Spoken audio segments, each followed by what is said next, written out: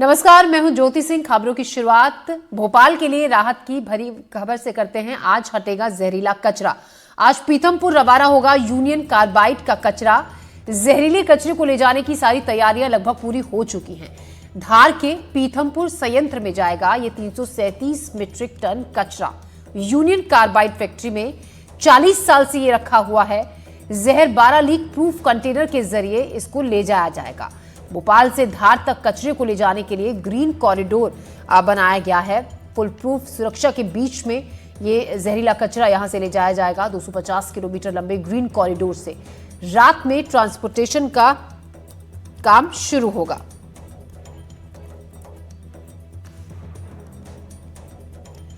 और इस खबर पर और ज्यादा जानकारी के साथ अजय शर्मा हमारे सहयोगी हमारे साथ जुड़ रहे हैं।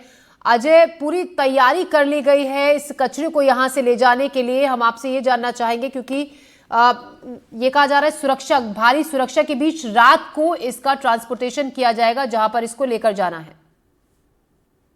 बिल्कुल ज्योति, जिस तरीके से ये कचरा ना सिर्फ सिरदर्द बना हुआ था लंबे अरसे से भोपाल पर, बल्कि एक बदनमो दाग के रूप में ये पहचाने जाने लगा था।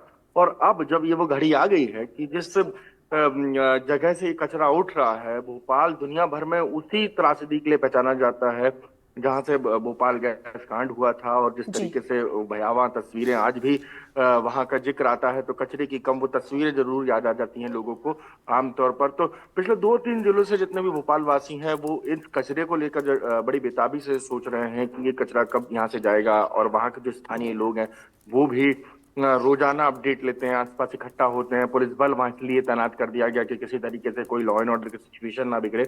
लेकिन अब जो कामकाज है वो जोरों पर है, और जो अधिकारी हैं उनका सीधे तौर पर कहना है कि किसी भी वक्त वो यहाँ से कचरे को रवाना करने वाले हैं। और इसके लिए ग्रीन कॉरिडोर जो है वो बना दिया जाएगा। नए साल के लिए रुका गया था, 31 के लिए रुका गया था कि कोई किसी तरीके की, क्योंकि रात भर ट्रैफिक जबरदस्त तौर पर रहता है, ऐसे में 31 की रात को ये नहीं होना था, ये तय था। लेकिन अब किसी वक्त आज या कल में ये जो है कचरे की शिफ्टिंग का काम शुरू हो जाएगा और पीतमपुर में ये शिफ्टिंग होगी। और जो पूरे अंतर्राष्ट्रीय मानक हैं उनको मानते हुए तमाम इस विषय से जुड़े हुए विशेषज्ञ जो हैं वो इस 337 टन मीट्रिक जो है कचरा है उसको लेकर जाएंगे। पीतमपुर जैसे 42 संयंत्र काम कर रहे हैं। भोपाल के जहरीले कचरे को नष्ट करने के लिए तमाम एहतियात बरते गए हैं। और ऐसे जो कचरा है उसको नष्ट करने के लिए पीतमपुर में प्लांट है।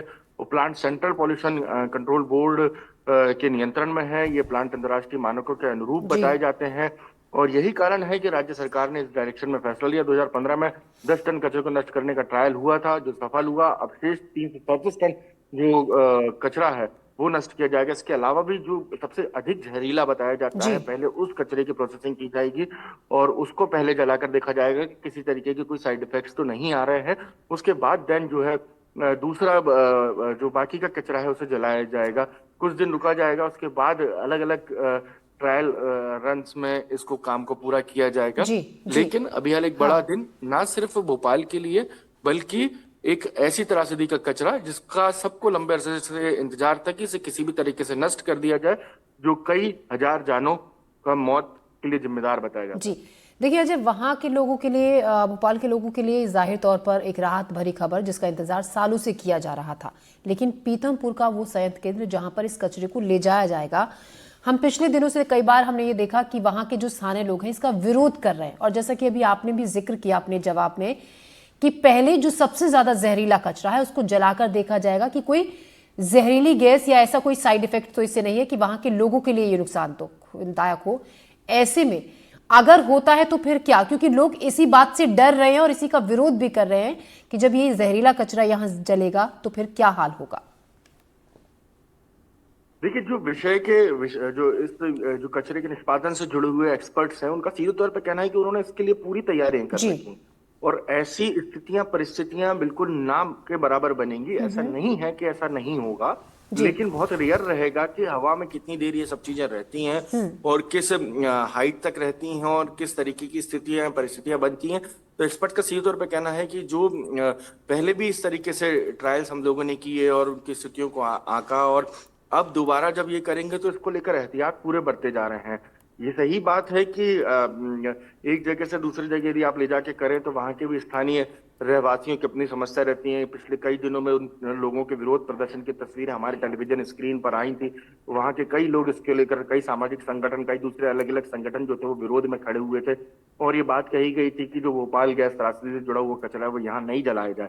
लेकिन तमाम एक्सपर्ट्स ने अपने अपने व्यूज दिए हैं इस मामले को लेकर, और क्या बेहतर हो सकता है इसको लेकर। राज्य सरकार भी खुद ना सिर्फ अपने स्तर पर काम कर रही है, बल्कि तमाम राज्य सरकार से जुड़े हुए अधिकारी जो इस काम को देख रहे हैं, स्वतंत्र कुमार हो चाहे दूसरे अन्य अधिकारी हो, उन्हें सीधे तौर पे कहा है कि इस तरीके की स्थितियां बिल्कुल नहीं बनने वाली हैं। आम लोगों का जो डर है वो बहुत ज्यादा चिंतित होने की जरूरत नहीं है, क्योंकि हमने तमाम वो एहतियात बरते हैं जो मानक स्तर पर मापे गए हैं, जो तमाम एक्सपर्ट्स की सलाह ली गई है, और Madhya Pradesh pollution control board के लोगों के तमाम सलाहों के तहत ये सारे काम हो रहे हैं। यदि किसी भी तरीके की कोई अप्रिय स्थिति होगी तो हम ऐसा बिल्कुल नहीं करेंगे, लेकिन फिर भी हम भरोसा दिलाते हैं आम लोगों को कि उनको इससे किसी तरीके की परेशानियों का सामना नहीं करना पड़े। जी अजय, शुक्रिया आपका जानकारी के लिए। तो अब पूरी तैयारी की जा चुकी है इस जहरीले कचरे को पीतमपुर के उस संयंत्र केंद्र में ले जाने की, जहां पर इस कचरे को नष्ट किया जाएगा। लेकिन स्थानीय लोगों का इस दौरान विरोध भी देखा गया। अब देखने वाली बात होगी जब इसको जलाया जाएगा तो किस तरीके से इसको खत्म किया जाएगा, पूरी तरीके से नष्ट किया जाएगा।